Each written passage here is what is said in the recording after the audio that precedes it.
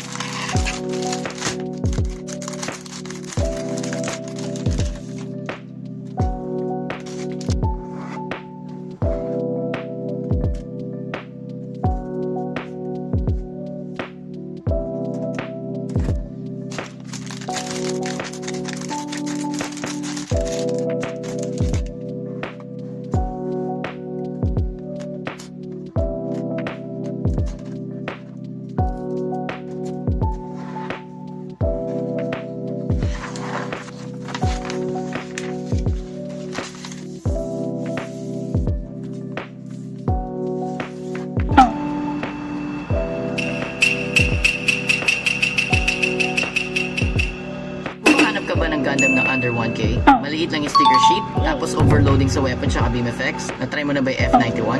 Upon building this kit, na-notice ko yung binibuild ko pa lang yung head part at tsaka yung chest part. I'm like, maybe ito yung armor sa front or sa back part only, or it's just a partial of the armor. But no, it's the actual body itself. And nakita ko yung comparison ng size niya compared sa other kits na meron ako na 1/144 scale, and this one is a little small. Smaller. Siya, katabi ng G-series na non-grade na Dragon Gundam, high-grade na Gun Tank, RX-78-2 Revive, high-grade Red Comet Charzaku, high-grade Sazabi, and of course the last one, the biggest of them all, Blade Emperor.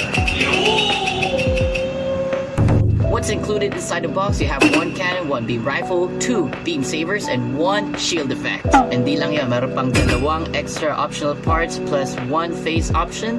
Meron din mga adapters. So yeah, all in all, this kit is already good for a price na under 1K. Now oras na para i-articulate natin tong kit. So ito yung itsura na nakaharap. Ito yung nakatalikod siya. Ito yung naka-flip yung canyon sa may forward. And then ito naman yung naka-back. Ito yung naka-split. Ito naman yung naka-sipa. Ito naman yung naka-tipos. Ito naman yung parang tumatay siya. Ito naman yung parang nagpa-planking siya. Ito naman yung parang nagluluksong baka siya. I don't know what I did that, but it's actually funny. And my favorite part, wala. Just, you know, flexing all the joints there for you guys. But jokes aside, so kaya talaga mag-post up a storm, and also, ang problema lang is yung sipa sa likod. Meron kang limitations from the back skirt. Yep, usually gano'n naman pag high grade, right? Mostly. Okay naman to sa akin, and then to sa akin. Ang problema lang is, masyado siya maliit para sa aking shelf. Kailangan ko ng stand. Tada! Nag-ahit ako kasi ang katik. Anyways, ayun lang. If tingin nyo worth the price, itong kit na to, it's just a little small. Yun lang ang disadvantage. Pero it packs a punch when it comes to the armaments na kasama doon sa box. So yun lang. If nagustuhan nyo to, I would highly appreciate it if mag-like kayo, mag-follow kayo sa akin. Maraming salamat sa lahat na nanonood at sumusuporta. I'll see you guys on the next one. Peace.